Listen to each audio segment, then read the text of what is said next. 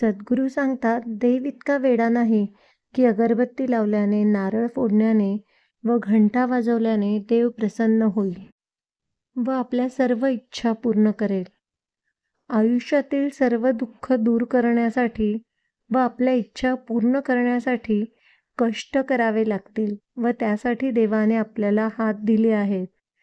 तर आयुष्यातील दुःख दूर करण्यासाठी तुम्ही, आम्ही सगळेच जण दुसऱ्याच्या आयुष्यात आनंद निर्माण करू, चांगले सत्कर्म करू व ह्यासाठीच देवाने आपल्याला माणूस म्हणून जन्म दिला आहे. यापेक्षा अजून काय देव देईल?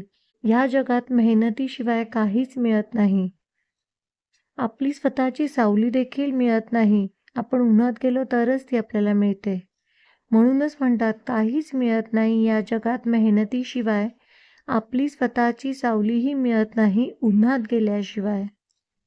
आयुष्यात एक गोष्ट नेहमी लक्षात असू द्या, आपल्याजवळ काही जरी नसेल तरी लोकांना असं सांगा की मी खूप आनंदी आहे. कारण लोक हे समोरच्याला संकटात पाहून मदतीचा हात कमी आणि फुकटचे सल्ले जास्त देतात. लोकांनी चांगलं म्हणावं म्हणून चांगलं वागू नका, ते प्रदर्शन आहे.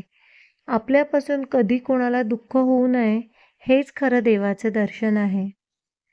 वेळ प्रसंगी दगडासारखे कठोर व्हा, नाहीतर लोक तुमचा हक्क, तुमचा स्वाभिमान सगळं पायदळी तुडवतील. ऐकून घेत राहाल की त्रास हा आपल्यालाच, ऐकून घेत राहाल तर हा त्रास आपल्यालाच होत राहतो. म्हणून त्रास करून घेत बसण्यापेक्षा उत्तर दिलेलं कधी पण चांगलं. श्री गुरुदेव दत्त.